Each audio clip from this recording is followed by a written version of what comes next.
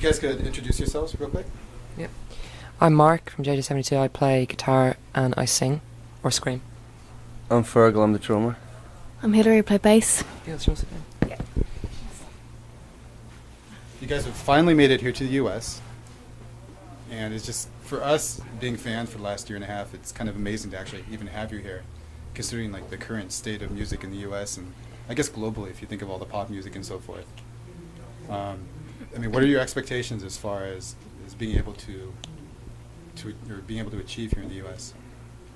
I don't know. I think a lot of bands from Britain and Ireland and Europe who are especially big in Britain come over here and they think that all they have to do is a kind of 4-week tour to and they think expect people just to buy their record all of a sudden. But we kind of look at it that once you play to anyone anywhere in the world who hasn't heard you before, you can try your best and hope that they respond, but you shouldn't expect it necessarily.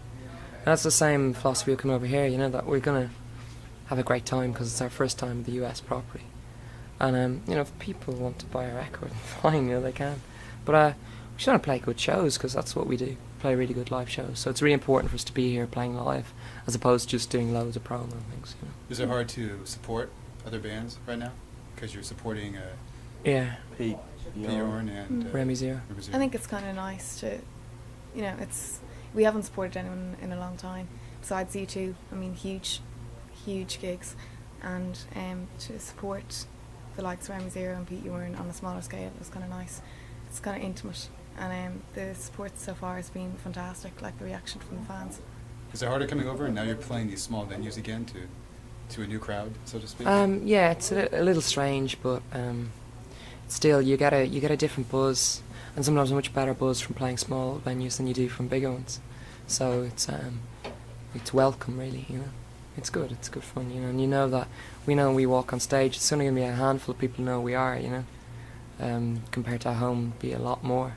So is that frustrating too? No, not really, because it kind of this record was released, over a year ago in Britain, and whatever was just released 2 months ago here. So that's a bit strange, but playing the songs to a brand new audience who've never heard of us, let alone heard the music, a lot of them, it's kind of rejuvenates the songs and reinvigorates them to a certain extent, which is useful, So since the album has been out such a long time, when can we expect something new? We January we start recording the next album in Dublin, and hopefully we need it back here. Probably in between making the album or something.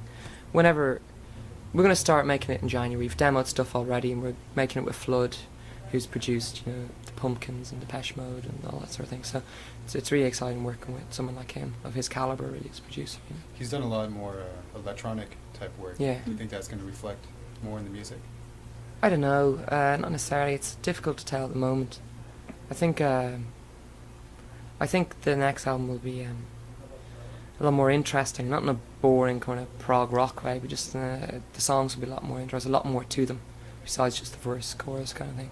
Well, these songs have a lot to them. I mean, there's a lot of depth, Yeah. especially with your vocals. It's one thing is when I was listening to it last year, listening to your vocals, I can just almost hear and feel everything you're feeling and putting into the vocals. It's just a really strong emotional. Thanks.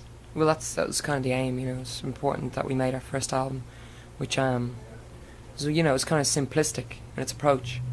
That's how I think anyway, and that's what we wanted to do. That's the way we wanted to make our first album. I think the second album will be, we've got much more confidence playing our instruments now, and just generally being in the studio, because we've been in the studio so many times now compared to the first album. So I think that will be reflected in the record. But hopefully it won't be a boring record. It'll be good. What's the one thing that you'd like to say to someone who has not heard you before in the U.S. here? What's the one thing you'd really like to get across?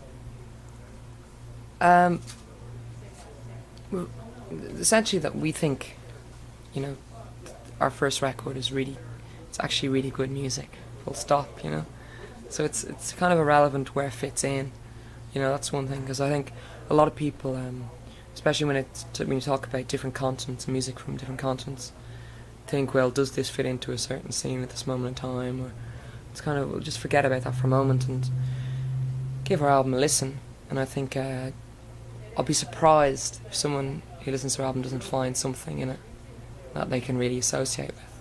Agreed. And that's the main thing, you know. So it's not Limp Bizkit, but hey. That's a good thing. It's a very good thing. I've heard comments about the music, comparisons to bands like, say, Joy Division, which I'm sure you've heard before. I had someone say it sounded like Heart. All right, okay, I said. Whatever. Is that some of your influences coming through? Joy Division thing comes from me getting on about Joy Division interviews. I don't think we say anything like Joy Division. It's just I think it's purely kind of admiration for the aesthetic that they had. Well, it's like the music itself has kind of a dark, somber Yeah. feeling sometimes to it. I suppose, yeah. I suppose that's what there'd be a similarity. But and then all the others like Heart. I don't know. Like whatever. Whatever brings them in, right? Yeah, whatever. I don't know. Is there like a global plan for you guys now? I mean, are you doing really well globally, as opposed to just the UK? Yeah, I mean, I'd like to Europe think and so. Yeah. Japan, you know, Yeah. as well. Japan's our second biggest market. Does it feel weird to be such a big band? Yeah, it's strange because, in places, you know, like Britain, Germany and France and things, there are main ones, and Japan. And I think the Japanese one is the weirdest because the first time we went over there was last March, and it was really like going to the other side of the world, and everyone knew who you were, but we didn't know anything about the place we were going to. And it was literally a case of us walking around shopping centres in Japan and getting recognised more than we would, you know, in Europe, and that was very, very strange. So, but it's good, you know. So I mean, yeah. When we think about it, we've actually a lot of fans all over the world. Which is good, you know. After one album, it's exciting. Definitely. Well, I don't want to take up too much time, but I appreciate you guys had a chance to talk. Yeah. Thanks. Can I ask you if you guys, could you guys do like a station ID real quick? Yeah, sure. Okay, I have something written down. Actually, I have a CD I'd like to give away. If you guys would. Oh yeah.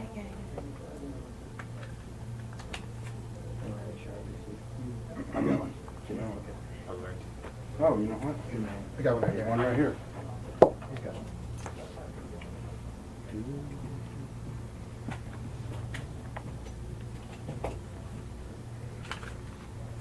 That's not it.